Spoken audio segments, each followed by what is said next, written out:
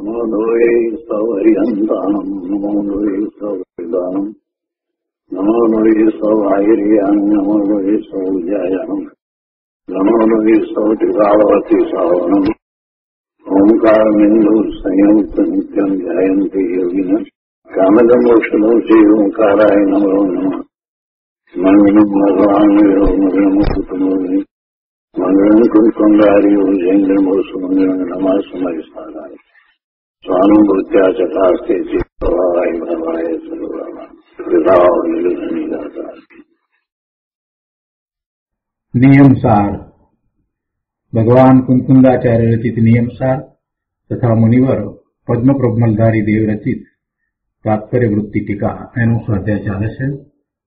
એમાં પરમાર્થ પ્રતિક્રમણનો અધિકાર એની ગાથા 85 અને તે પછી ના કળશ આપણે પૂરા કર્યા છે. હવે આજે 86ની ગાથાથી સ્વાધ્યાય શરૂ કરીએ છીએ. 85 ગાથા પછીથી મુનિવર પદ્મપ્રભમલધારી દેવે કળશ 113 તથા 114 ગયા અને એ પછીથી હવે કુંકુંદાચાર્ય ભગવાનની ગાથા 86. ઉમગમ પરિચત્તા જીર્ણમગ્ગે જોદુ કુણદી સ્થિર ભાવમ સો પડિકમણમ ઉચ્ચૈ પડિકમણમ હો ભવે જમ્હા. સંસ્કૃતમાં ગાથા છે. ઉન્માર્ગમ પરિત્યજ્ય જીન માર્ગે વસ્તુ કરોતિ સ્થિર ભાવમ સ પ્રતિક્રમણ ઉચ્યતે પ્રતિક્રમણમેવ ભવેત તસ્માત. ગુજરાતીમાં ગાથા છે. પરિત્યાગી જે ઉન્માર્ગને જીન માર્ગમાં સ્થિરતા કરે તે પ્રતિક્રમણ કહેવાય છે. પ્રતિક્રમણમયતા કારણે પરિત્યાગી જે ઉન્માર્ગને જીન માર્ગમાં સ્થિરતા કરે એટલે ઉન્માર્ગને ત્યાગવાની વાત છે. એની મુખ્યતાથી ગુરુદેવે આ ગાથા સમજાવી છે કે ઉન્માર્ગ કોને કહેવો અને ઉન્માર્ગ ને ત્યાગ્યા વિના સાચા જીન માર્ગમાં સ્થિરતા થાય નહીં. અને એમ જે જીન માર્ગમાં સ્થિરતા કરે છે તે પ્રતિક્રમણ કહેવાય છે, કેમ કે તે પ્રતિક્રમણમય છે. એ વાત તો અગાઉની ગાથામાં પણ આવી ગઈ છે. તો અહીંયા જે વચન છે એ ઉન્માર્ગના ત્યાગ ઉપર છે. અને અહીંયા મૂળ ગાથાની અંદર પણ શબ્દ છે પરિત્યાગ. પરિત્યજ્ય સંસ્કૃતમાં છે અને પ્રાકૃતમાં પરિચત્તા એટલે પરિત્યાગ શબ્દ છે. ત્યાગ નહીં પણ પરિત્યાગ એટલે પૂર્ણપણે ત્યાગ થવો જોઈએ. તો એ ઉન્માર્ગની વાત અહીંયા કરવામાં આવી છે. અન્વયાર્થમાં કહે છે કે ય તુ ઉન્માર્ગમ પરિત્યજ્ય એટલે જે જીવ ઉન્માર્ગને પરિત્યાગીને જીન માર્ગે સ્થિર ભાવમ કરોતી જીન માર્ગમાં સ્થિર ભાવ કરે છે સ પ્રતિક્રમણમ ઉચ્યતે યસ્માત પ્રતિક્રમણમય ભવેત તે પ્રતિક્રમણ કહેવાય છે કારણ કે તે પ્રતિક્રમણમય છે. જે જીવ ઉન્માર્ગને પરિત્યાગીને જીન માર્ગમાં સ્થિર ભાવ કરે છે તે જીવ પ્રતિક્રમણ કહેવાય છે કારણ કે તે પ્રતિક્રમણમય છે. જીન માર્ગમાં પોતાના સ્વભાવ ભાવમાં સ્થિરતા કરે એવા પ્રતિક્રમણમય થયેલા જીવની વાત છે. પણ કહે છે કે જે જીવ ઉન્માર્ગને પરિત્યાગીને, અહીંયા એ વાતથી શરૂઆત કરી છે. તો ટીકામાં કહે છે કે અહીં ઉન્માર્ગનો પરિત્યાગ અને સર્વજ્ઞ વિતરાગ માર્ગનો સ્વીકાર વર્ણવવામાં આવેલ છે. કહે છે ને સર્વધર્મ સમાન. જૈનો પણ હવે સમજ્યા વગર બધી ગાંડી વાતો કરે છે. ભારતમાં અને પરદેશમાં તો વિશેષતાથી બધા ધર્મ સમાન ને બીજા ધર્મને પણ આપણે બરાબર માન આપવું વગેરે વગેરે વાતો કરે છે. પણ પ્રભુ દિનેશ્વર ભગવાનના માર્ગની અંદર એવી વાત નથી. દિનેશ્વર ભગવાને કહેલો માર્ગ, ઓંકાર ધ્વનિમાં આવેલો માર્ગ શું છે એને સમજ્યા નથી, શાસ્ત્રનો અભ્યાસ નથી ને ગમે તેમ વાત કરે છે. એવી જ એક વાત અત્યારે છેલ્લા 15 વર્ષથી 10 થી 15 વર્ષથી આવી ગઈ છે અને હવે હમણાં છેલ્લા 5 વર્ષથી વિશેષતાથી કહેવામાં આવે છે, સૂત્ર રૂપે લખવામાં આવે છે કે જીવો અને જીવવાદો. જૈન દર્શનમાં જીવો અને જીવવાદો એવું સૂત્ર છે જ નહીં, ક્યાંય નથી, કોઈ શાસ્ત્રમાં નથી. અને એ તો જિનેશ્વર ભગવાનની વાણીની વિરુદ્ધનું કથન થઈ જાય છે. જીવો અને જીવવાદો એમ કહેવાથી તો આપણે જિનેશ્વર ભગવાનની વાણીની વિરુદ્ધ માન્યતા કરીએ છીએ. એ પણ ખોટું છે, કેમ કે જીવવાદો એટલે બીજાને જીવવા દેવા માટે આપણે કાંઈક કરીએ અથવા તો આપણે એમને જીવવા દઈએ તો એ જીવે, નહીતર એ ન જીવે. એમ બીજા કોના ઉપર જીવે છે? દરેક જીવ જીવત્વ શક્તિથી જીવે છે, જેનું જીવન જીવત્વ શક્તિથી છે. સમયસારની અંદર 47 શક્તિની અંદર આ તો મુખ્યતાથી વાત કરી કે જેનું જીવત્વ શક્તિ છે. પેલા બાહ્ય પ્રાણ જે છે એનાથી 10 પ્રાણ કયા છે એનાથી પણ એનું જીવન નથી. તો પછી દરેક જીવ પોતાના અનંત ગુણોથી જીવે છે. એવી જીવત્વ શક્તિ જે પડી છે, જે અનંત ગુણોને ધારી રાખનારી છે, એનાથી એનું જીવત્વ છે. અને બીજા અન્ય જીવને મારવો કે એને દુઃખ પહોંચાડવું એ કોઈના હાથની વાત નથી, કોઈ એ કરી શકતોય નથી. પરજીવની હિંસા આ જીવ કરી શકતોય નથી. માત્ર વિકલ્પ કરે, પેલા જીવને દુઃખ પહોંચવું કે એને નુકસાન પહોંચવું કે જે કંઈ થવું એ બધું એના કારણે, એના પુણ્ય અને પાપને કારણે થાય. બીજો જીવ એનું શું કરે? એટલે જીવો અને જીવવાદો એ માન્યતા એ ખોટી છે. આવી અનેક પ્રકારની માન્યતાઓ જે વર્તે છે, તો એ માન્યતાઓનું ખંડન કરવાની ખૂબ જરૂર છે. અને અત્યારે વર્તમાનમાં તો એની ખૂબ ખૂબ જરૂર છે. અહીંયા કહે છે કે એવા ઉન્માર્ગનો પરિત્યાગ કર્યા વિના જિનેશ્વર ભગવાને કહેલા, જિનેશ્વર ભગવાન કથિત સાચા માર્ગની ઓળખાણ પણ નહીં થાય અને પછી પ્રવર્તે તો ક્યાંથી? એટલે કહે છે કે અહીં ઉન્માર્ગનો પરિત્યાગ અને સર્વજ્ઞ વિતરાગ માર્ગનો સ્વીકાર વર્ણવવામાં આવેલ છે. ટીકામાં કહે છે, જે શંકા, કાંક્ષા, વિચિકિત્સા, અન્ય દ્રષ્ટિ પ્રશંસા અને અન્ય દ્રષ્ટિ સંસ્તવ રૂપ મળ કલંક પંકથી વિમુક્ત શુદ્ધ નિશ્ચય સમ્યક દ્રષ્ટિ જીવ બુદ્ધ આદિ પ્રણીત મિથ્યા દર્શન જ્ઞાન ચારિત્રાત્મક માર્ગ અભાસ રૂપ ઉન્માર્ગને પરિત્યાગીને.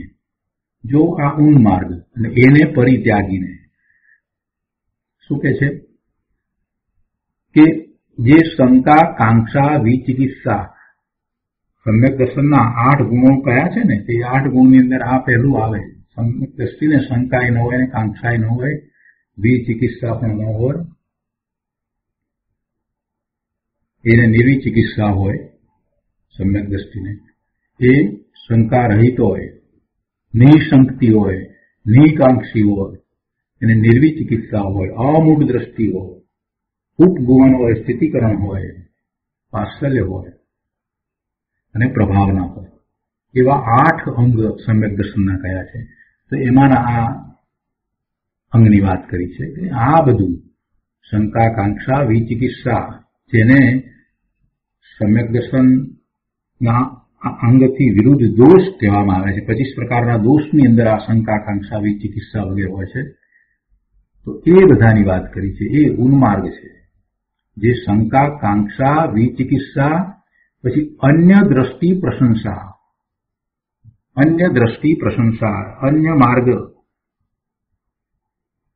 માર્ગની પ્રશંસા અને અન્ય દ્રષ્ટિ સંસ્તવ રૂપ. હવે અન્ય દ્રષ્ટિ સંસ્તવ એટલે ફૂટનોટમાં એનો અર્થ આપ્યો છે કે મિથ્યા દ્રષ્ટિનો પરિચય, મિથ્યા દ્રષ્ટિની સ્તુતિ. એ પછી મનથી મિથ્યા દ્રષ્ટિનો મહિમા કરવો, મનમાં જે એનો મહિમા થાય તો પણ એ અન્ય દ્રષ્ટિ પ્રશંસા છે. અને મિથ્યા દ્રષ્ટિના મહિમાના વચનો બોલવા વાણીમાં તે અન્ય દ્રષ્ટિ સંસ્થાઓ છે. મિથ્યા દ્રષ્ટિનો પરિચય કરવો અને મિથ્યા દ્રષ્ટિની સ્તુતિ કરવી અને મનમાં એની પ્રશંસા કરવી, એનો મહિમા કરવો બોલીને અથવા તો મનમાં, એ બધું અન્ય દ્રષ્ટિ સંસ્થાઓ છે. એટલે મિથ્યા દ્રષ્ટિની પ્રશંસા એ ન હોય. ગુરુદેવે એના ઉપર વિસ્તાર કર્યો છે ભાઈ. અન્ય મતના કોઈ સાધુને જોઈને કોઈક સારું એમાં દેખાય એટલે એની પ્રશંસા કરવા લાગી જઈએ. મિથ્યા દ્રષ્ટિ હોય છતાં પણ એની જો આપણે પ્રશંસા કરવા લાગી જઈએ તો આપણને મિથ્યાત્વનો પ્રસંગ આવે. ઠીક છે, જે છે તે છે. એને જિનેશ્વર ભગવાનની આજ્ઞાને આમન્યાથી કેટલો રહિત છે એ જયારે ભાન થશે તો એ જિનેશ્વર ભગવાનની આજ્ઞાને આમન્યાને સ્વીકારીને એ આગળ વધશે અને પુરુષાર્થ કરશે. એથી વિશેષ આપણે એના વિશે કાંઈ વિચારવાની જરૂર નથી. એ પણ ભગવાન આત્મા છે. વર્તમાનમાં એની માન્યતામાં ભૂલ છે અને જિનેશ્વર ભગવાને કહેલી જે વાત છે એને એ બરાબર સમજ્યો નથી. બીજી બધી રીતે હળવું કર્મી હોય, એ બીજી રીતે જોવા જઈએ તો એના કસાયો મંદ હોય, વાત બરાબર છે. પણ એથી કરીને એવા મિથ્યા દ્રષ્ટિની પ્રશંસા તો ન જ હોય. કેમ કે મિથ્યા દ્રષ્ટિની પ્રશંસા કરવા જતાં સમ્યક દ્રષ્ટિની વિરાધના થઈ જાય છે. એટલે બહુ ધ્યાન રાખવાની જરૂર છે બહુ. અને બીજી વાત કે મિથ્યા દ્રષ્ટિની પ્રશંસા કરવા જતાં મિથ્યાત્વનો એવો પ્રસંગ આવે કે ગૃહિત મિથ્યાત્વ બંધાય અને પછી ઘણા ભાવ સુધી જિનેશ્વર ભગવાનની વાણી પ્રાપ્ત પણ ન થાય. એટલે બહુ સમજી વિચારી અને ખોટા મતની પ્રશંસા કરવી કે મિથ્યા દ્રષ્ટિની પ્રશંસા કરવી, એટલે એ અન્ય દ્રષ્ટિ સંસ્થળ રૂપ એને તો મળ કયો. આ શંકા, કાંક્ષા, વિચિકિત્સા, અન્ય દ્રષ્ટિ પ્રશંસા અને અન્ય દ્રષ્ટિ સંસ્થવ રૂપ મળ કલંક પંકથી વિમુક્ત, એનાથી જે રહિત એ શુદ્ધ નિશ્ચય સમ્યક દ્રષ્ટિ જીવ, એનાથી રહિત છે એ સમ્યક દ્રષ્ટિ જીવ છે. અને આગળ કહે છે કે બુદ્ધાદિ પ્રણીત, એટલે બીજા અન્ય મતના જે થઈ ગયા એ બધા દ્વારા પરિણિત, બુદ્ધ આદિ એમ શબ્દ છે. બુદ્ધાદિ પરિણિત મિથ્યા દર્શન જ્ઞાન ચારિત્રાત્મક, મિથ્યા દર્શન, મિથ્યા જ્ઞાન અને મિથ્યા ચારિત્ર એમના દ્વારા જે પ્રવૃત્તવામાં આવ્યું છે એ અન્ય દ્રષ્ટિ, મિથ્યા દ્રષ્ટિ દ્વારા, અન્ય મતિ દ્વારા જે મિથ્યા દર્શન એટલે મિથ્યા શ્રદ્ધા, મિથ્યા જ્ઞાન અને મિથ્યા ચારિત્રની જે રીતે વાત કરવામાં આવી છે, જે રીતે પ્રવૃત્તના કરવામાં આવી છે એ માર્ગ આભાસ રૂપ છે. એ મોક્ષ માર્ગ નથી, પણ એ માર્ગનો આભાસ છે. સાચો મોક્ષ માર્ગ નથી, માર્ગ આભાસ છે. તો એવા માર્ગ આભાસ રૂપ પૂર્ણ માર્ગને પરિત્યાગીને, પૂર્ણપણે ત્યાગીને શું કરવાનું છે આગળ કહે છે. આને પરિત્યાગીને વ્યવહારે 5 મહાવ્રત, 5 સમિતિ, 3 ગુપ્તિ, 5 ઇન્દ્રિયોનો નિરોધ, 6 આવશ્યક ઇત્યાદિ 28 મૂળ ગુણ સ્વરૂપ મહાદેવાધિદેવ પરમેશ્વર સર્વજ્ઞ વિતરાગના માર્ગમાં સ્થિર પરિણામ કરે છે. કોણ? સમ્યક દ્રષ્ટિ. થોડુંક અહીંયા સમજવાનું છે કે વ્યવહારે 5 મહાવ્રત, 5 સમિતિ, 3 ગુપ્તિ, 5 ઇન્દ્રિયોનો નિરોધ, 6 આવશ્યક ઇત્યાદિ 28 મૂળ ગુણ સ્વરૂપ. તો એ 28 મૂળ ગુણમાં ખરેખર કઈ રીતે હોય છે? કેમ કે આ 3 ગુપ્તિની વાત લીધી છે તો 3 ગુપ્તિ એમાં સમાઈ જાય છે. એટલે જયારે 28 મૂળ ગુણની વાત કરવામાં આવે ત્યારે તો 5 મહાવ્રત, 5 સમિતિ, 5 ઇન્દ્રિય વિજય એ 15 અને 6 આવશ્યક એટલે 21 થયા અને બીજા 7. 5 મહાવ્રત, 5 સમિતિ, 5 ઇન્દ્રિય એ 15 અને 6 આવશ્યક. 6 આવશ્યક આપણે જાણીએ છીએ. અને 7 અન્ય. એ 7 જે અન્ય છે એમાં શું હોય છે? તો કે નગ્નતા, દિગંબર, નગ્નતા, અસ્નાન, અદંત ધોવન, કેશલોચન, એકવાર આહાર, વાવ આહાર અને ભૂમિશયન. નગ્નતા, અસ્નાન, સ્નાન નહીં કરવું, અદંત ધોવન, દાંતનું બ્રશ વગેરે મંજન વગેરે કરીએ એ પણ નહીં, કેશલોચન, એકવાર આહાર, ઉભા આહાર અને ભૂમિશયન. એવા 7. એટલે એમ કુલ 28 મૂળ ગુણ સાધુના ગણવામાં આવે છે. એટલે જે 3 ગુપ્તિની વાત કરી છે તો એ 3 ગુપ્તિની વાત છે એ એમાં સમાઈ જાય છે, કેમ કે 6 આવશ્યક થયા છે ને, તો 6 આવશ્યકની અંદર એ 3 ગુપ્તિની વાત પણ આવી જાય છે અને સામાયિક પહેલું આવશ્યક હોય છે. પછી સ્તુતિ હોય, વંદન હોય, પ્રતિક્રમણ હોય, કાયોત્સર્ગ હોય અને પ્રત્યાખ્યાન હોય. એ વાત 6 આવશ્યક હોય. તો મુનિને જે 3 ગુપ્તિની વાત કરી છે એ મુનિને તો સામાયિક વર્તે છે અને એ પાછા કાયોત્સર્ગ કરે તો પછી 3 ગુપ્તિ એમાં સમાઈ જાય છે.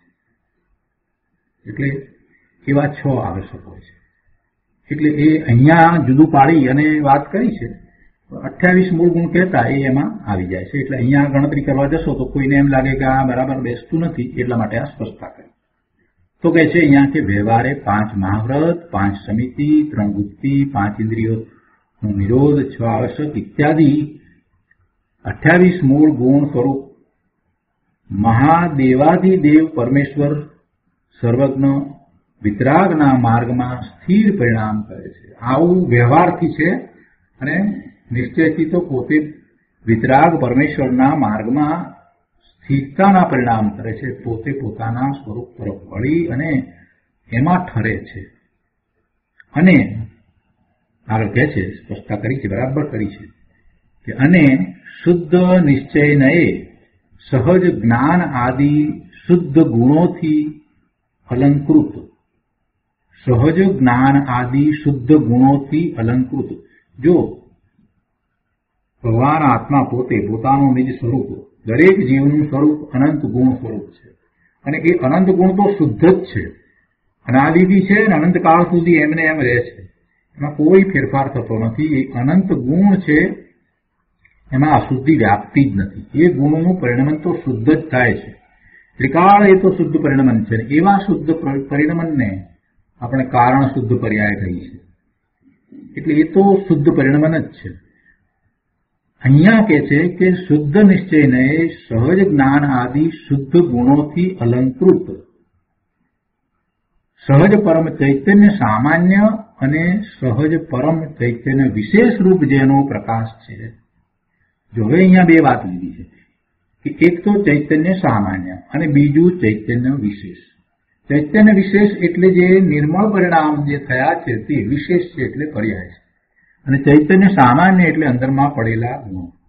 તો અંદરમાં જે શુદ્ધ ગુણો છે એનાથી એ અલંકૃત છે અને એનું પરિણમન છે અને એનો એને જ્યારે અનુભવ થાય છે એટલે જે નવી પર્યાય પ્રગટ થઈ એટલે એમાં એ ગુણો પ્રગટ થયા એમ કહેવાય છે.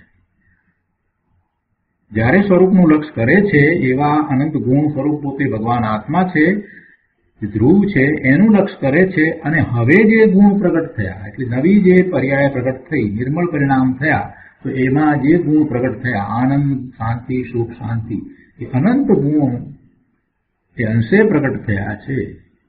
તો એ ચૈતન્ય વિશેષ એટલે બંનેને લીધા છે, કેમ કે સ્વરૂપ જ એવું છે. એટલે કહે છે કે અને શુદ્ધ નિશ્ચયને સહજ જ્ઞાન આદિ શુદ્ધ ગુણોથી અલંકૃત સહજ પરમ ચૈતન્ય સામાન્ય અને સહજ પરમ ચૈતન્ય વિશેષ રૂપ જેનો પ્રકાશ છે એવા નિજ પરમાત્મ દ્રવ્યમાં શુદ્ધ ચારિત્રમય સ્થિર ભાવ કરે છે. અર્થાત જે શુદ્ધ નિશ્ચય સમ્યક દ્રષ્ટિ જીવ વ્યવહારે 28 મૂળ ગુણાત્મક માર્ગમાં અને નિશ્ચય શુદ્ધ ગુણોથી શોભિત દર્શન જ્ઞાનાત્મક પરમાત્મ દ્રવ્યમાં સ્થિરતા કરે છે અહીંયા એ વાત લીધી છે. પોતે પેલા વ્યવહારથી કીધું, એટલે વ્યવહારથી અને નિશ્ચયથી બંને રીતે માર્ગમાં છે. એટલે કે છે કે કૌંસમાં મૂક્યું છે, એનો અર્થ કરીને મૂક્યું છે. અર્થાત જે શુદ્ધ નિશ્ચય સમ્યક દ્રષ્ટિ જીવ વ્યવહારે 28 મૂળ ગુણાત્મક માર્ગમાં અને નિશ્ચય શુદ્ધ ગુણોથી શોભિત દર્શન જ્ઞાનાત્મક પરમાત્મ દ્રવ્યમાં સ્થિરતા ભાવ કરે છે, સ્થિર ભાવ કરે છે, એની વાત કરી. તો તે હવે કે છે કે તે મુનિ નિશ્ચય પ્રતિક્રમણ સ્વરૂપ કહેવાય છે. તે નિશ્ચયથી પ્રતિક્રમણમય છે, પ્રતિક્રમણ સ્વરૂપ છે.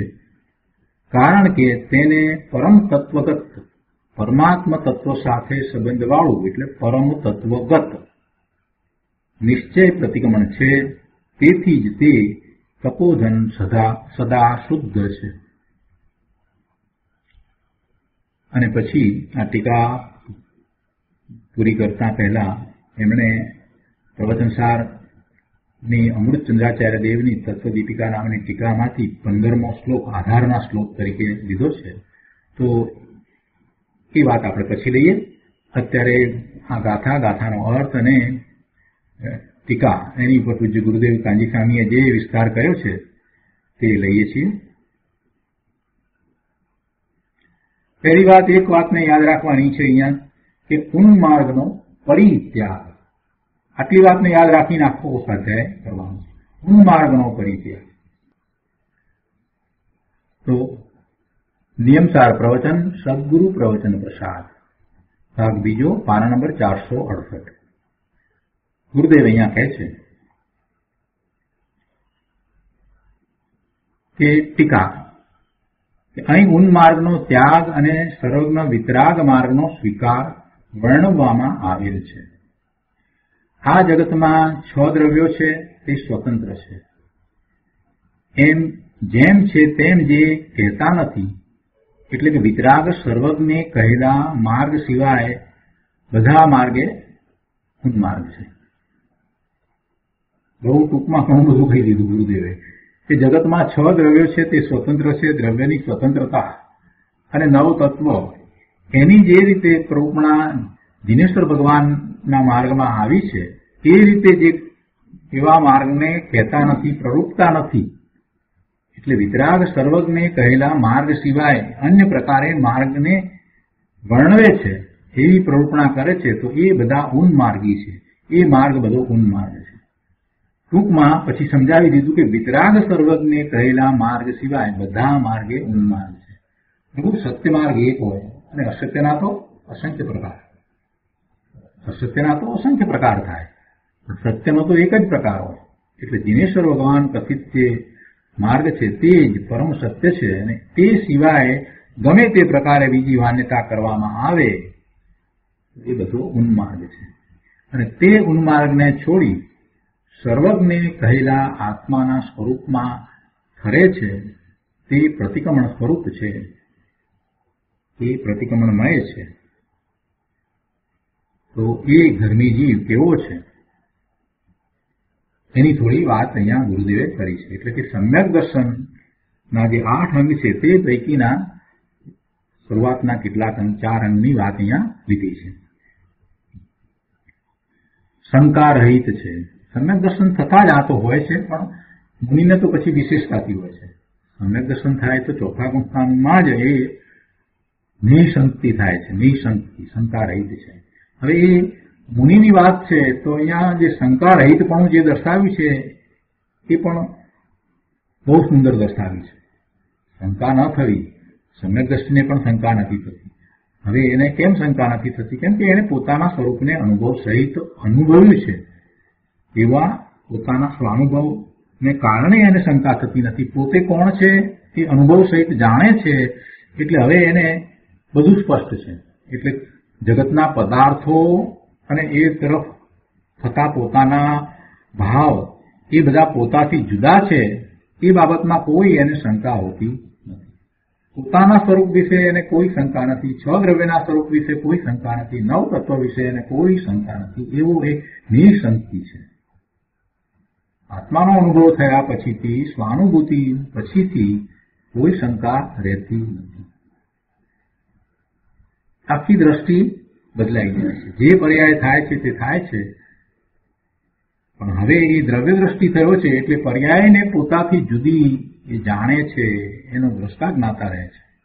એટલે એ નિસંકતિ છે. નિસંકતિ હોય તો જ એ દ્રષ્ટા જ્ઞાતા રહી શકે. જો શંકા થતી હોય, જો એને શંકા થતી હોય તો શંકા શા કારણે થાય? કર્મના ઉદયને કારણે જે સંયોગો આવ્યા છે, જે પરિણામો એની સમીપમાં દેખાઈ રહ્યા છે, તો એવા પરિણામોમાં એનું લક્ષ જાય અને એને એમાં કંઈક કરવા પણ લાગે, અથવા તો એને એમાં ઇષ્ટ અનિષ્ટ બુદ્ધિ થાય. એમાં એને ઇષ્ટ અનિષ્ટ બુદ્ધિ થાય તો પછી શંકા જાગે કે આ કેમ આમ થયું, ના કેમ તેમ થયું, હું આમ કરી શકું છું એમ છે અને એમ નથી થતું તો શંકા થાય. આમ થવું જોઈતું હતું તો શંકા થાય. પણ આ તો સમ્યક દ્રષ્ટિ થયો છે, એ તો પોતાના સ્વરૂપને જાણે છે અને જગતના સ્વરૂપને પણ જાણે છે, અને જે પર્યાય થઈ રહી છે તે પર્યાય એમ જ થવાની છે, તેમ જ થાય છે, એવો એને ક્રમબદ્ધ નો પણ નિર્ણય થયો છે. પોતાના સ્વરૂપનો અનુભવ થતા, સમ્યક દર્શન થતા ક્રમબદ્ધ પર્યાય પણ એને યથાર્થ સમજાઈ ગઈ છે, એટલે એને પછી કોઈ શંકા થતી નથી. એટલે એને પર્યાય દેખાય છે, પર્યાય જણાય છે, પણ પર્યાયને જ્ઞાતા દ્રષ્ટા ભાવે જાણે છે. એ પર્યાય દ્રષ્ટિ નથી, એ દ્રવ્ય દ્રષ્ટિ છે. એની દ્રષ્ટિ ત્રિકાળ શુદ્ધ દ્રવ્ય ઉપર છે, પોતાનું ત્રિકાળ શુદ્ધ દ્રવ્ય છે એની ઉપર છે. એટલે પછી શંકા થતી નથી. શાંતિથી સમજવા જેવી વાત છે કે સમ્યક દ્રષ્ટિના 8 અંગ આપણે ઘણી વાર એના ઉપર સ્વાધ્યાય કર્યા છે, પણ એની ડેપ્થમાં આપણે જતા નથી, એની ભીતરમાં જતા નથી, એટલે કેટલાય પ્રશ્નો થાય છે. 10 મિનિટ માટે પણ આપણે સમ્યક દ્રષ્ટિની જેમ વિચારતા થઈએ કે હું ભગવાન આત્મા બધાથી જુદો છું, તો પર્યાયમાં જે કંઈ થાય એ તરફ લક્ષ જતું નથી. એટલે કે એનામાં ઇષ્ટપણું લાગતું નથી, અનિષ્ટપણું પણ લાગતું નથી. એ પર્યાયો મારાથી જુદી છે અને મને લાભદાયી પણ નથી, નુકસાન કરતા પણ નથી.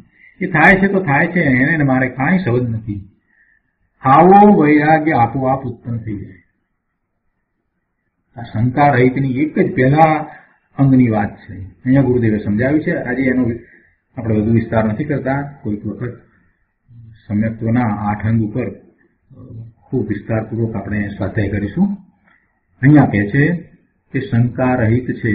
6 દ્રવ્યો અને 9 તત્વોમાં ધર્મીને શંકા પડતી નથી. અન્ય મતના કોઈ વૈરાગી જીવ જોવામાં આવે તો આ વૈરાગી સાચા હશે તો એવી શંકા પડતી નથી. અન્ય મતના કોઈ વૈરાગી એટલે કે મંદ કસાઈ જીવ જોવામાં આવે તો એને એમ થઈ ન જાય કે ભાઈ આ વૈરાગી સાચા હશે તો હું એમને નહીં માનું, તો લાવને એમને માનું. જે સાચા હશે તો એ પણ દેખાય છે તો વૈરાગી જે સાચા પણ હોઈ શકે, વગેરે વગેરે એવી શંકાઓ એને ન થાય. એને એવી શંકા ન થાય. જે જિનેશ્વર ભગવાનની આજ્ઞાને આમન્યામાં છે તે જ સાચા હોય. એ સિવાય અન્ય ગમે તેટલા મંદ કસાઈ હોય છતાં પણ સિદ્ધાંતમાં એમની ઘણી ભૂલ હોઈ શકે. સિદ્ધાંતમાં એમની ઘણી ભૂલ હોઈ શકે. એને કોઈને કોઈ પ્રકારે મિથ્યાત્વનું પોષણ હોય જ. એટલે કોઈ એવા વૈરાગી જોવામાં આવે અન્ય મતના અને લાગે એમ મંદ કસાય હોય, બધું હોય, બાહેરમાં બધું દેખાતું પણ હોય, બોલે તો એવા વચનો બોલે, બધી વાત, એવા લખાણો પણ લખે. અન્ય મતની અંદર પણ એવા સારા પુસ્તકો છે, નથી એમ નહીં, પણ બધું એકાંતે છે. અનેકાંતનું સ્વરૂપ એ સમજ્યા નથી. દિનેશ્વર ભગવાનની વાણી સિવાય બીજે ક્યાંય અનેકાંત નથી. એટલે એક અપેક્ષાએ કોઈક વાત એમની સાચી હોય, પણ એથી એ સાચા વૈરાગી સંત હશે એવી શંકા સમ્યક દ્રષ્ટિ જ્ઞાની ધર્મીને થાય નહીં. એ સમજે છે કે ના, એ હોય જ નહીં, એ હોય જ નહીં. એટલે અન્ય મતમાં ગમે તે હોય, એ ઉપનિષદ હોય, ગીતા હોય કે બીજા અન્ય શાસ્ત્ર હોય, કોઈ પણ હોય, વેદાંતના કોઈ પણ અન્ય શાસ્ત્ર હોય, તો પણ સમ્યક દ્રષ્ટિ ધર્મી જીવને એમ ન થાય કે એ સાચા હશે તો એ પણ સાચા હોઈ શકે, એમ ન થાય. કેમ ન થાય? કેમ કે એના રચયિતા છે એ જીનેશ્વર ભગવાનની આજ્ઞાને આમન્યામાં નથી. એમને એ પરંપરાએ જીનેશ્વર ભગવાનની વાણી પ્રાપ્ત થઈ નથી. જીનેશ્વર ભગવાનની વાણીમાંથી પરમ સત્ય પ્રકાશ્યું. એમાંથી ગણધર ભગવાને 12 અંગ અને 14 પૂર્વના જ્ઞાનની રચના કરી અને એ પરંપરાએ આગળ વધતા આચાર્ય ભગવંતોએ આગમોની રચના કરી. એમાં કુંકુંદાચાર્ય ભગવાને એવા 84 શાસ્ત્રોની રચના કરી. એમાંથી બહુ ઓછા ઉપલબ્ધ છે. બીજા અનેક મહાપુરુષોએ એવી રચનાઓ કરી છે. સટખંડ આગમની રચના થઈને એમાંથી પછી આખો પ્રથમ સ્કૃત સ્કંદ ને દ્વિતીય સ્કૃત સ્કંદ ને ઘણું બધું થયું. પણ એ બધામાં જીનેશ્વર ભગવાનની વાણી પરંપરાએ આવી છે. પરંપરાનો અર્થ શું? પરંપરાનો અર્થ એ છે કે એવું એમણે અનુભવ્યું છે અને પછી એને આત્મસાત કર્યા પછીથી એમણે લખ્યું છે. જેવું જીનેશ્વર ભગવાનની વાણીમાં આવ્યું છે એવું જ એમણે અનુભવ્યું, આત્મસાત કરીને અનુભવ્યું અને પછી લખ્યું છે. એટલે એમ એ પરંપરા બને છે. જ્યારે બીજા અન્યમતી છે તે એવું જીનેશ્વર ભગવાને જે પરમ સત્ય પ્રકાશ્યું છે એને પૂર્ણપણે એમને સાંભળ્યું નથી, સ્વીકાર્યું નથી, માન્યું નથી અને અર્ધ સત્યની પાછળ એમણે આ રચનાઓ કરી છે. એટલે એમના શાસ્ત્રો, એને શાસ્ત્રો તો કહેવાય પણ નહીં, પણ છતાં એ બધા એ સાચા શાસ્ત્ર ન કહેવાય, સમ્યક શાસ્ત્ર ન કહેવાય. સાચા કરતા એમ કહેવાય કે સમ્યક શાસ્ત્ર હોઈ શકે નહીં. એટલે કોઈ એમ કહેતા હોય કે એ પણ બરાબર છે અને એમાંથી પણ એવા જ અર્થ નીકળે છે, તો સમ્યક દ્રષ્ટિની આવી માન્યતા હોય નહીં. સમ્યક દ્રષ્ટિ ક્યારેય એમ માને નહીં કે આ બધા જે અન્ય મતના શાસ્ત્ર છે, અન્ય મતના જે વૈરાગી છે એ બધા સાચા હોય, એમ એ ક્યારેય માને નહીં. એને કોઈ દ્વેષ ભાવ નથી, પરંતુ એને એક વાત છે કે જે વસ્તુ જીનેશ્વર ભગવાનની વાણીમાંથી પરંપરાએ આવી નથી એમાં અસત્યના અંશો હોય, એમાં એકાંતે સત્ય હોય, એમાં અનેકાંત હોય નહીં. એટલે એ વાતને સ્વીકારાય નહીં. એ વાતને સ્વીકારવા જઈશ તો હું પણ અસત્યના માર્ગે ચાલી અને મારું અકલ્યાણ કરીશ. એટલે હું એ માર્ગે ચાલું નહીં. સમ્યક દ્રષ્ટિને તો બધું સમજાયું છે, એને તો પોતાના સ્વરૂપનું જ્ઞાન ભાન છે, એટલે એને તો કોઈ એવી વાત હોતી નથી. પણ જે એવો સમ્યક્તોનો પુરુષાર્થ કરી રહ્યા છે એવા જીવોએ પણ આ વાતને ધ્યાનમાં રાખવાની જરૂર છે. આમાં કોઈનો અભિનય થતો નથી, પરંતુ પરમ સત્યની આગળ જે પરમ સત્ય નથી, જેમાં સત્યના માત્ર અંશો છે, એની ઇક્વિવેલન્ટ ગણવું, એના બરાબર ગણવું એ મહા અનર્થ છે, એ મોટું મિથ્યાત્વ છે. એમાં સાચા ધર્મની, જીનેશ્વર ભગવાન પ્રણિત ધર્મની વિરાધના થાય છે, એમાં ગૃહિત મિથ્યાત્વ થાય છે. માટે આ વાતમાં બરાબર સમજવાની જરૂર છે. સમ્યક દ્રષ્ટિને તો એવી કોઈ એમાં શંકા થતી નથી. તો અહીંયા શંકા રહિતની વાતમાં આ બીજી એક વાત લીધી, બીજા પ્રકારે વાત ગુરુદેવે સમજાવી છે. બાકી તો બીજી બધી વાત તો આપણે સમજીએ છીએ કે સમ્યક દ્રષ્ટિને પોતાના સ્વરૂપ વિશે કે જગતના સ્વરૂપ વિશે કે નવતત્વ વિશે કોઈ શંકા નથી. એટલે એ દ્રવ્ય દ્રષ્ટિ છે અને એ પર્યાય દ્રષ્ટિ નથી. એ વાત મેં શરૂઆતમાં પહેલા કરી દીધી. અને આ બીજી વાત ગુરુદેવે જે લીધી છે એ મહત્વની છે. કેમ કે અહીંયા આ ગાથાની અંદર શું છે? અહીંયા અન્ય મતની જે બધી વાત જે છે, જે ઉન્માર્ગ જે છે, એ ઉન્માર્ગના પરિત્યાગની વાત છે. એટલે ગુરુદેવે એ વાત લીધી છે. અને આપણે પહેલા સમજવા માટે એ વાત લીધી કે સમ્યક દ્રષ્ટિ છે એ દ્રવ્ય દ્રષ્ટિ હોય છે, પર્યાય દ્રષ્ટિ નથી હોતો, એ વાત લીધી. પણ અહીંયા આ ગાથાની અંદર વાત છે ઉન્માર્ગના ત્યાગની, ઉન્માર્ગના પરિત્યાગની વાત છે. એટલે ગુરુદેવે આ રીતે વાત લીધી છે. તો શાંતિથી સમજવું. ગુરુદેવે જ્યાં જ્યાં જે વાત જે અપેક્ષાએ લીધી હોય, જે રીતે વર્ણન કર્યું હોય, તો એની પાછળનું રહસ્ય સમજવું, એનું કારણ સમજવું. બીજી વાત, કાંક્ષા રહિત છે, ઈચ્છા રહિત છે. આપણે પણ જાણીએ છીએ સમ્યક દ્રષ્ટિને પછી ઈચ્છા કેવી, પોતાના સ્વરૂપનો અનુભવ થયો, આનંદ એમાંથી આવ્યો છે, એટલે હવે જગતના કોઈ પદાર્થની એને ઈચ્છા આકાંક્ષા હોતી જ નથી. એ વાત તો આપણે સમજીએ છીએ, જાણીએ છીએ. હવે એને તો પોતાના સ્વરૂપમાં સ્થિર થવું છે, બસ બીજી કોઈ વાત રહેતી નથી. એને કોઈ આકાંક્ષા ઈચ્છા હોતી નથી, એને કોઈ એષણા હોતી નથી, કોઈ એને મહત્વાકાંક્ષા હોતી જ નથી. પોતે ભગવાન આત્મા છે. જે પર્યાયને થવું હોય તે થાય, અમે તો ભગવાન આત્મા શુદ્ધ છીએ. આ ભાવમાં એ તો રહ્યો છે. ખાતા પીતા ઉઠતા બેસતા નાતા ધોતા વેપાર ધંધો કરતા પણ એની દ્રષ્ટિ તો સ્વરૂપ તરફ જ રહે છે.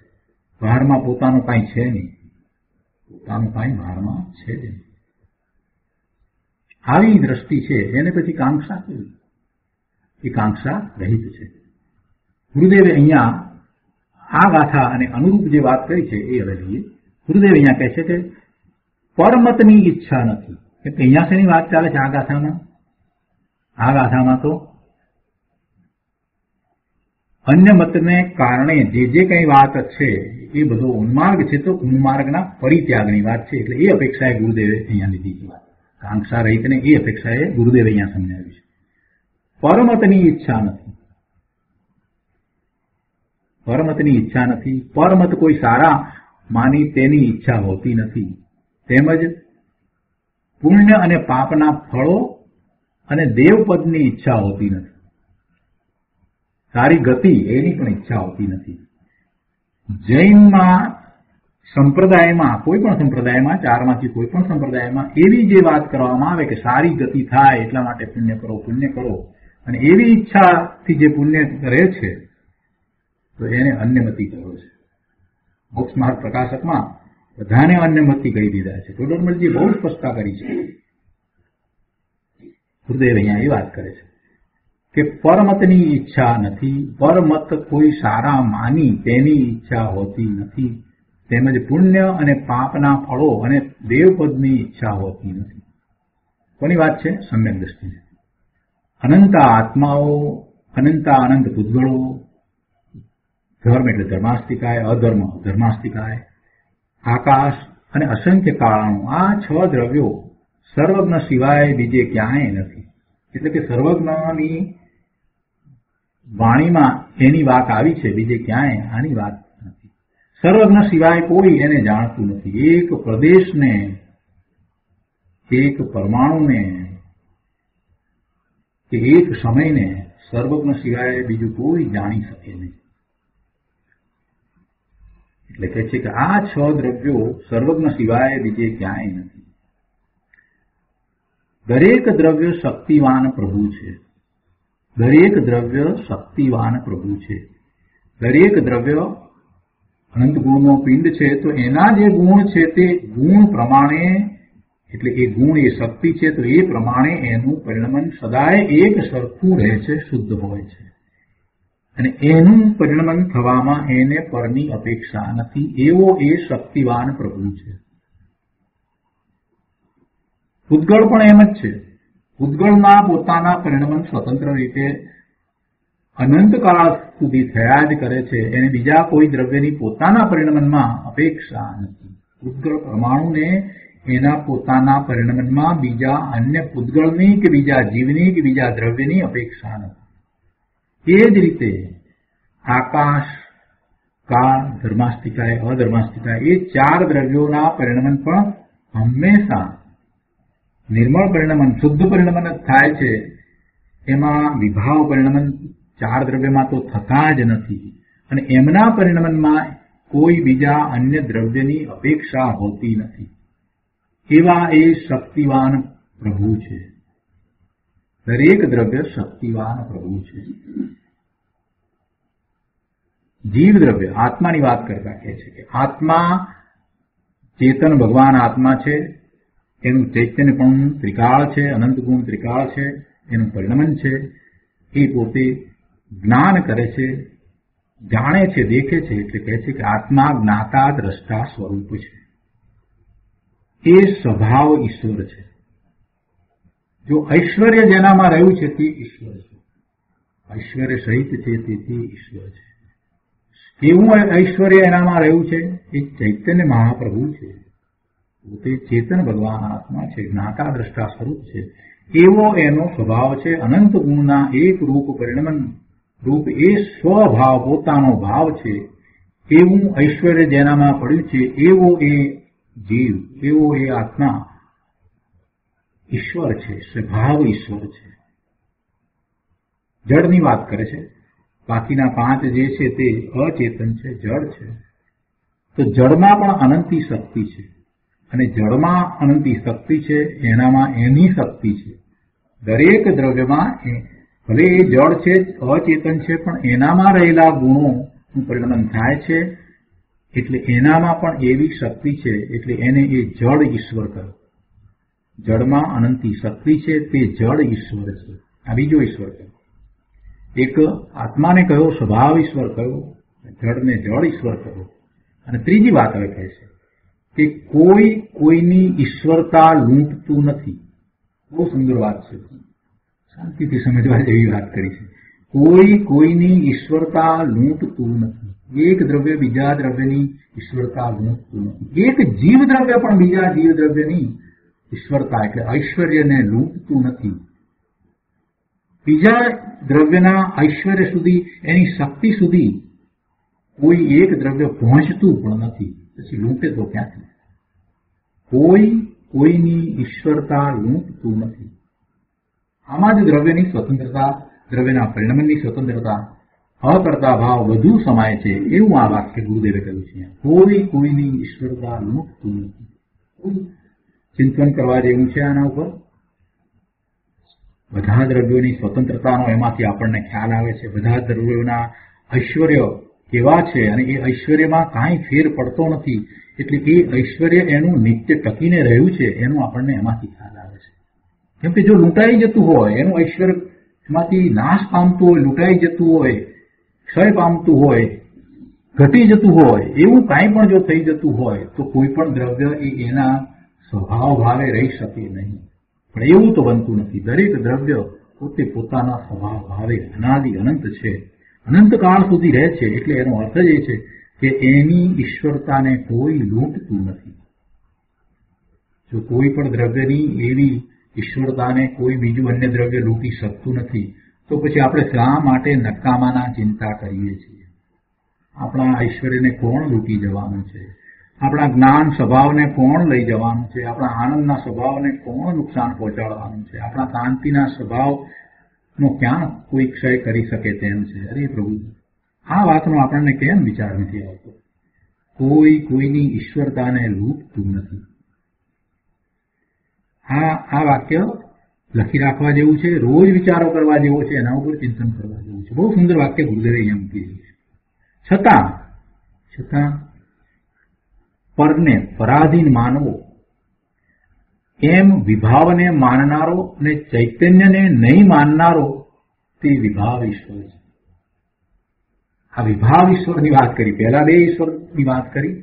કયા 2 ઈશ્વરની વાત કરી? પહેલા શરૂઆતમાં જે વાત કરી તે જડેશ્વરની વાત કરી, અને એની પહેલા જ્ઞાતા દ્રષ્ટા સ્વરૂપો જીવ સ્વભાવ ઈશ્વર છે એની વાત કરી. એ 2 ઈશ્વરની વાત કરી, અને હવે આ ત્રીજા ઈશ્વરની વાત કરી રહ્યા છે ગુરુદેવ, વિભાવ ઈશ્વર.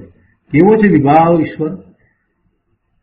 કે છે કે પરને પરાધીન માનવો, એમ વિભાવને માનનારો. જો પરને પરાધીન માનવો, એ કોઈ પણ અન્ય દ્રવ્યને બીજા અન્ય દ્રવ્યોને આધીન માનવો, એ તો મોટી મૂર્ખાઈ છે. એટલે જ પહેલા જ ગુરુદેવે એમ કહ્યું કે ભાઈ, કોઈ કોઈની ઈશ્વરતા લૂંટતું નથી, કોઈ કોઈને આધીન નથી.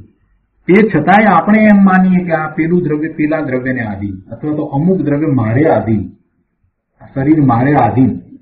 હું જેમ ઈચ્છું તેમ શરીરના કાર્ય થાય.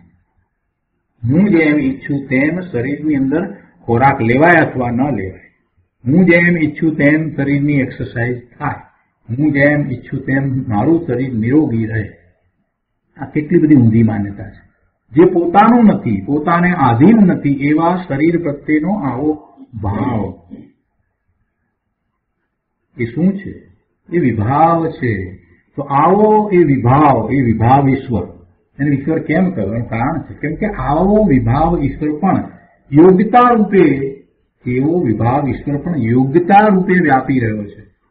એવી યોગ્યતા છે ને, જીવને એવી યોગ્યતા છે ને, વિભાવ ભાવે થવાની જે યોગ્યતા, એને અહીંયા ગુરુદેવે સમજાવી છે. કે આવી વિભાવ ભાવે થવાની યોગ્યતા રૂપ એક ઈશ્વર છે. શું કહે છે અહીંયા? કે ખરેખર વાસ્તવમાં તો કોઈ કોઈની ઈશ્વરતા લૂંટતું નથી, છતાં પરને પરાધીન માનવો એમ વિભાવને માનનારો અને ચૈતન્યને નહીં માનનારો તે વિભાવ ઈશ્વર છે. પોતાના ચૈતન્ય આત્માને નહીં માની અને પરાધીન દ્રષ્ટિને કારણે એ જે વિભાવ ભાવે થાય છે એવો વિભાવ ઈશ્વર યોગ્યતા રૂપ છે. યોગ્યતા હોય છે પણ એવો વિભાવ ઈશ્વર છે. તો આમ ત્રણ પ્રકારના ઈશ્વરનું સ્વરૂપ પંચાસ્તિકાયમાં છે. આ ગુરુદેવે ઘરની વાત નથી કરી, શાસ્ત્રમાંથી વાત કરેલી છે. કુંકુંદાચાર્ય ભગવાનની ગાથા, પંચાસ્તિકાયની ગાથામાં આ વાત આવે છે, એમાંથી આ વાત કરી છે. તો આમ જેમ છે તેમ ધર્મી માને છે, ધર્મી જ્ઞાની સમ્યક દ્રષ્ટિ તો જેમ છે તેમ બધી વાતને સ્વીકારે છે, માને છે. એમ જ એને છ દ્રવ્યની સાચી શ્રદ્ધા સમ્યક શ્રદ્ધા છે, નવ તત્વની પણ સાચી સમ્યક શ્રદ્ધા છે. અને એને પછી પરમતની કાંઈ ઈચ્છા થતી નથી. પરમતમાં જવું ને પરમતને સમજવું એવી પછી ઈચ્છા ક્યાંથી થાય? પરમ સત્ય હાથ લાગ્યા પછીથી પરમતને કોઈ રીતે માનતો નથી, સ્વીકારતો નથી. પરમતના પુસ્તકો વાંચવા, એના સ્વાધ્યાય કરવા, એ સાંભળવા, આવી બધી ઈચ્છા આકાંક્ષા સમ્યક દ્રષ્ટિ જીવને તો હોય જ નહીં. એટલે જે સાચો છે, સમ્યક દ્રષ્ટિ છે, એ પરમતના જે શાસ્ત્ર વગેરે છે, ગમે તે હોય, મોટામાં મોટા હોય, પતંજલિનું શાસ્ત્ર હોય, ઉપનિષદ હોય, ગીતા હોય, ગમે તે હોય, વેદાંતના મોટા શાસ્ત્રો હોય, એ બધાની અંદર કેટલું સત્ય છે, પણ છતાંય એ બધું એકાંતે છે. અને એની રચના કરનારાઓ દિનેશ્વર ભગવાનની આજ્ઞા અને આમન્યામાં ન હતા. જો એ દિનેશ્વર ભગવાનની આજ્ઞા અને આમન્યામાં હોત તો તે કાળે વર્તતા, તે કાળે જે હયાત હતા, જેમનું અસ્તિત્વ હતું, તે કાળે જેઓ હતા, એવા દિનેશ્વર ભગવાનના એ જરૂરથી શિષ્ય થયા હોત. દાખલા તરીકે ગીતાની રચના કરનાર વ્યાસ મુનિ, એ લોકો મુનિ કહેતા, આપણે નથી મુનિ કહેતા, જેની ગીતાની રચના કરનાર વ્યાસ મુનિ, કૃષ્ણ ભગવાને નથી રચના કરી, વ્યાસ મુનિએ મહાભારતની રચના કરીને એમાં ગીતા કહેવામાં આવી.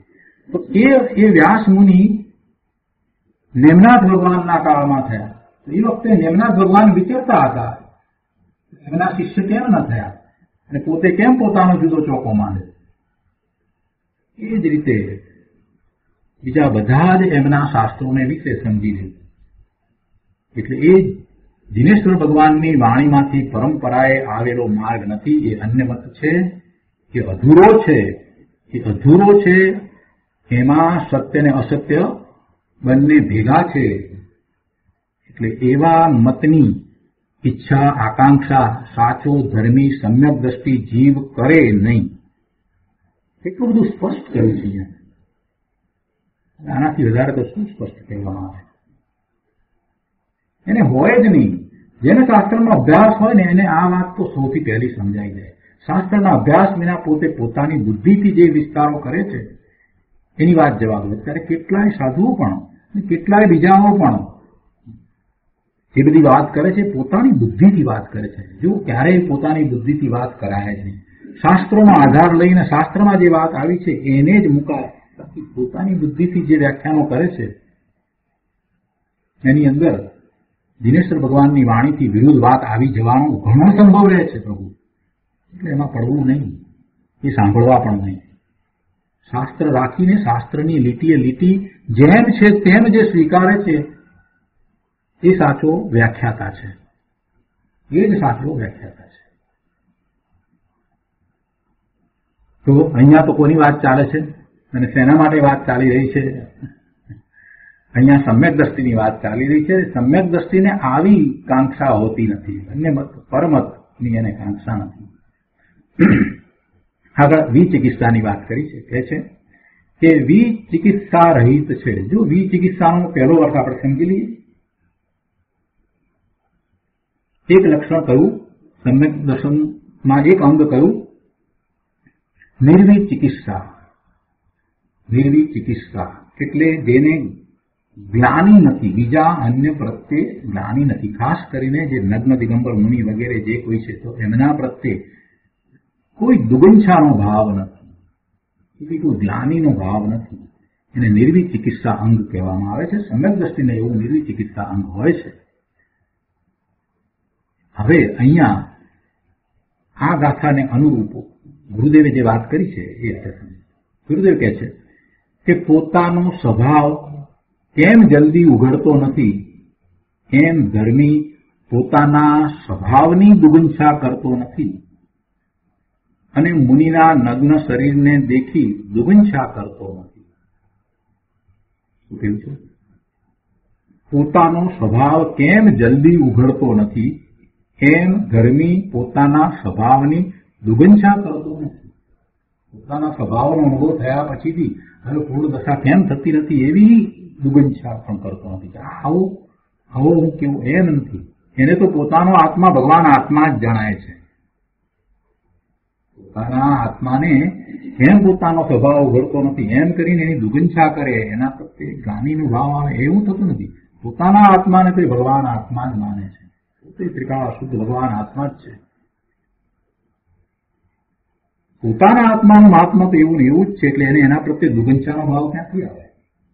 પોતાના સ્વરૂપ વિશે દુગંછાનો ભાવ ક્યાંથી આવે? પ્રભુ જેને પોતાના સ્વરૂપને અનુભવ્યું છે એને પોતાનો આત્મા ક્યારેય એવો લાગે નહીં, ક્યારેય હીણો લાગે નહીં, ક્યારેય અધૂરો લાગે નહીં. પોતે પૂર્ણ છે, સર્વનો સ્વભાવી છે. એમ એને મહાત્મા હોય એટલે એના પ્રત્યે એને દુગંછા આવે જ નહીં. દુગંછા ભાવ ગ્લાનિનો ભાવ થાય છે. જે સમ્યક દ્રષ્ટિ નથી એ ઘણી વાર પોતાના જ આત્મા તરફ દુગંછાના ભાવ કરે છે, એવા ભાવ કરે છે. હા, નાની સમ્યક દ્રષ્ટિ એવો ભાવ કરે નહીં. અને બીજી વાત સાથે લીધી છે, મુનિના નગ્ન શરીરને દેખી દુગંછા કરતો નથી.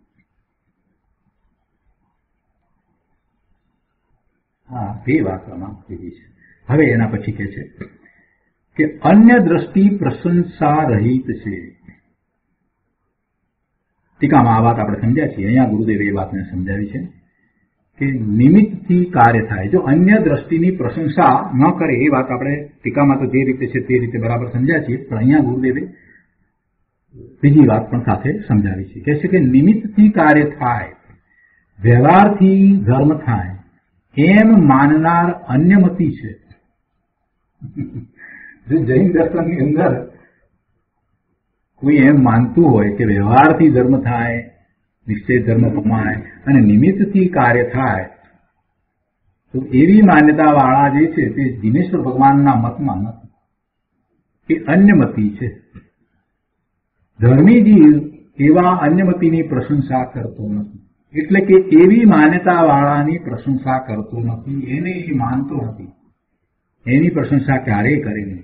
જે વ્યવહારથી ધર્મ માને છે, જે નિમિત્તથી કાર્ય થાય છે એમ માનનારા છે, એ બધા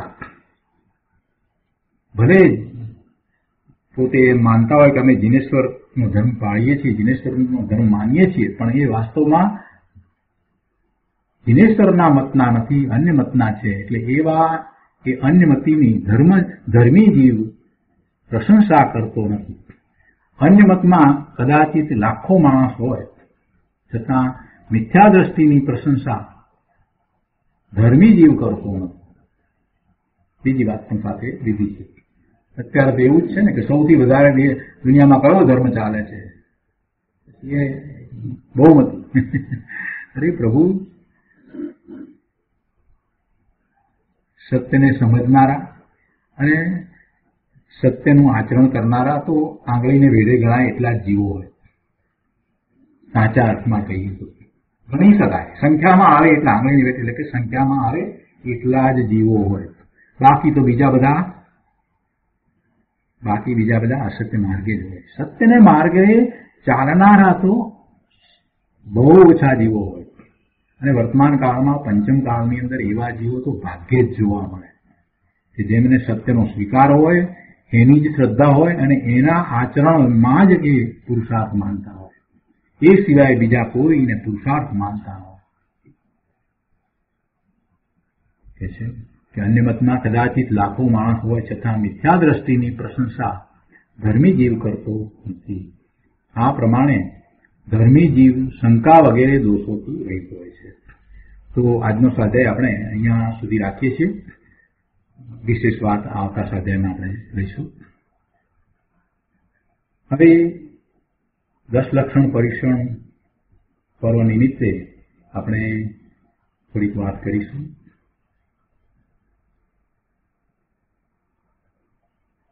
ધર્મના 10 લક્ષણ અથવા તો 10 લક્ષણ ધર્મ, 2 પુસ્તકોની મેં વાત કરી હતી કે એ આ વખતે એટલે આ જ્યારે પરીક્ષણ ચાલે છે ત્યારે વાંચવા જોઈએ અને એ 10 લક્ષણોનું સ્વરૂપ જેમ છે તેમ સમજવું જોઈએ. આ કંઈ પરીક્ષણ પર્વ પૂરતા જ આ લક્ષણો માનવાના છે એમ નથી. કે જે 10 લક્ષણની વાત જે છે તે તો હંમેશને માટે છે. એ ધર્મના લક્ષણ છે, એ ધર્મના લક્ષણ છે. તો આપણે એની વાત લઈએ છીએ. જુઓ, ક્રોધ, માન, માયા, લોભ, એનાથી વિરુદ્ધ, ક્રોધથી વિરુદ્ધ ઉત્તમ ક્ષમા, માનથી વિરુદ્ધ વિનય એટલે કે ઉત્તમ માર્દવ, માયાથી વિરુદ્ધ ઉત્તમ આર્જવ અને લોભથી વિરુદ્ધ ઉત્તમ શૌચ. એ પહેલા 4 લીધા: ઉત્તમ ક્ષમા, ઉત્તમ માર્દવ, ઉત્તમ આર્જવ અને ઉત્તમ શૌચ. એ 4 દિવસની વાત આપણે લીધી. ત્યાર પછીથી આપણે સત્યની વાત લીધી અને એમાં નિશ્ચયથી સત્ય શું છે એ વાત લીધી. 5 દિવસ સુધીની વાત લીધી છે. પછીથી આપણે એ વાત નથી લીધી. પછી છે ઉત્તમ સંયમ અને ઉત્તમ તપ અને ઉત્તમ ત્યાગ. એ 3. તો આજે અહીંયા ભારતમાં આ 8મો દિવસ એટલે ઉત્તમ ત્યાગનો દિવસ છે, ઉત્તમ ત્યાગનો.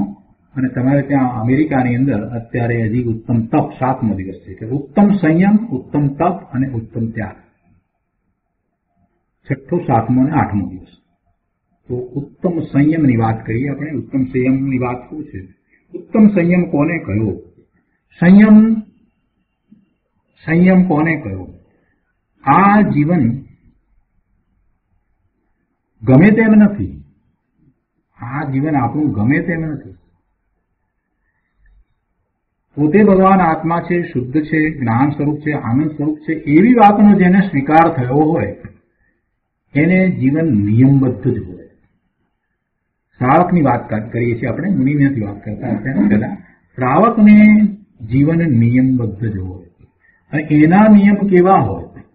તો કે એવા એને નિયમ હોય કે જે દ્વારા એને ઓછામાં ઓછી હિંસા થાય, ઓછામાં ઓછી વિરાધના થાય અને જીનેશ્વર ભગવાનના મતની વિરુદ્ધ કાંઈ પણ પ્રવૃત્તિ ન થાય એવું એને સંયમ હોય. એટલે શ્રાવકના સંયમની વાત કરીએ તો એ 12 વ્રતધારી શ્રાવક થાય, 11 પ્રતિમાધારી શ્રાવક થાય, એવો એને સંયમ હોય. સમ્યક દર્શન થયા પછીથી એ આગળ વધે છે તો 5મા ગુણસ્થાનની ભૂમિકામાં 20 વ્રત હોય. એટલે 12 વ્રત હોય. 12 વ્રતધારી શ્રાવક થાય. 4થા ગુણસ્થાને અવ્રતી છે અને 5મા ગુણસ્થાને દેશવ્રતી છે. અને પછી આગળ વધે છે તો એ મુનિ થાય છે, નિર્ગ્રંથ મુનિ થાય છે અને 5 મહાવ્રત હોય છે. એ નિરાકાર છે. એટલે મુનિનો સંયમ જે છે એ ઉત્કૃષ્ટ સંયમ છે. પણ જ્યાં સુધી મુનિ દશા નથી અને સમ્યક દ્રષ્ટિ છે ત્યાં સુધી પણ એને સંયમ વર્તે છે. અને એ સંયમ એને આ બાહ્ય સંયમ જે છે એ કાંઈ એને યાદ રાખીને કરવો પડે એવું સમ્યક દ્રષ્ટિને હોતું નથી. છતાંય જ્યાં સુધી ગુણ દશા નથી તો એ એવા નિયમો રાખે છે, એવા નિયમો રાખે છે અને એ નિયમબદ્ધ જીવન જીવે છે. સમ્યક દર્શન નથી થયું અને એવા પુરુષાર્થમાં છે તો સમ્યક દર્શન સન્મુખ થયો છે એવા બધા જીવોએ પણ એવા નિયમો લેવા જોઈએ. એટલે શ્રાવક ધર્મ, શ્રાવક આચાર એવો સંયમ દરેક જૈનને, જે જૈન ધર્મમાં છે, એટલે કે જે જિનેશ્વર ભગવાનની આજ્ઞાને આમન્યાનો સ્વીકાર કરે છે એને હોય જ છે. તે પછીથી ઉત્તમ તપની વાત કરી છે, પણ સંયમના નિશ્ચયથી સંયમનો વિચાર કરીએ તો નિશ્ચય સંયમ તો એ છે કે પોતાના ત્રિકાળ સ્વરૂપનો સ્વીકાર, પોતાનું ત્રિકાળ જે શુદ્ધ સ્વરૂપ છે એમાં કોઈ અસંયમનો ભાવ છે જ નહીં. એ નિશ્ચય સંયમ છે. 7મો દિવસ જે આપણે કહીએ છીએ એમાં ઉત્તમ તપની વાત કરી છે. ઉત્તમ તપ, તપના પ્રકાર આપણે જાણીએ છીએ, 6 પ્રકારના અભ્યંતર તપ અને 6 પ્રકારના બાહ્ય તપ, અને એ બધાને સમજીને આપણે તપ કરીએ છીએ. તો ઉત્તમ તપ કયું છે? તો ઉત્તમ તપ એટલે અંતરંગ તપની સાથે બાહ્ય તપ છે તો ઉત્તમ તપ છે. અંતરંગ તપ 6 પ્રકારના જે કયા છે એ તપની સાથે જો બાહ્ય તપ છે તો ઉત્તમ તપ છે. હવે એને અંતરંગ તપ નથી અને માત્ર દેખાદેખી એ કાંઈ પણ કરે છે તો એને બાળ તપ કે બાળ વ્રત કહેવામાં આવે. અને એવા બાળ તપને કારણે અહીંયા ભારતમાં તો ઘણા નાના નાના બાળકો પણ એવા તપ કરે છે. હમણાં જ કંઈક 5 વર્ષના છોકરાએ પણ એવું તપ કર્યું. 8 વર્ષના, હા, 5 વર્ષના છોકરાએ 28 કરીને, એની પેલા માસ છમન એ તો 7-8 વર્ષના છોકરાએ કર્યું.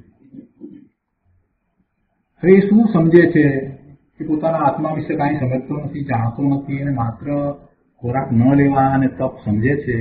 એટલે એ માન્યતામાં પછી આગળ વધે છે તો એવા તપનો કાંઈ અર્થ રહેતો નથી. ઉત્તમ તપની વાત કરી છે, અને મુનિને ઉત્તમ તપ કયા પ્રકારે છે એની વાત કરીએ એટલે એના ઉપરથી આપણને આપણી દશાનો ખ્યાલ આવી જાય. મુનિએ તપ કેવું છે? તો તે પોતાના સ્વરૂપમાં સ્થિરતાનો પુરુષાર્થ કરે છે તો બાહ્યમાં કોઈ પણ પ્રકારે એ રંજિત થતા નથી. બાહ્યમાં કોઈ પણ પ્રકારે રંજિત થતા નથી. પછી એ વખતે બહારમાં વરસાદ વરસતો હોય કે તડકો હોય, મચ્છર કરડતા હોય કે બાહ્યમાંથી કોઈ બીજા જીવો એ ઉપદ્રવ કરતા હોય તો પણ એ તરફ પણ એમનું લક્ષ્ય નથી. એવું ઉત્તમ તપ છે. અને કઈ રીતે, કયા બળે એવું ઉત્તમ તપ છે? તો પોતાના સ્વરૂપમાંથી આવતા આનંદને કારણે એવા ઉત્તમ તપની દશામાં એ બિરાજી રહ્યા છે. કેટલા દિવસ ગયા, કેટલા દિવસથી આહાર નથી લીધો એની કોઈ ગણતરી રહેતી નથી. એના કોઈ સવારના પોરમાં ઉઠીને પચખાણે ઊંઘી લેતા નથી. માત્ર પોતાના સ્વરૂપમાં સ્થિરતાનો પુરુષાર્થ કરી રહ્યા છે, વારે વારે સ્વરૂપમાં ચાલ્યા જાય છે. એવું ઉત્તમ તપ મુનિઓને હોય છે. અને એમાં ઘણી નિદ્રા થાય છે, સંવરની દશા છે, શુદ્ધિની વૃદ્ધિ થાય છે.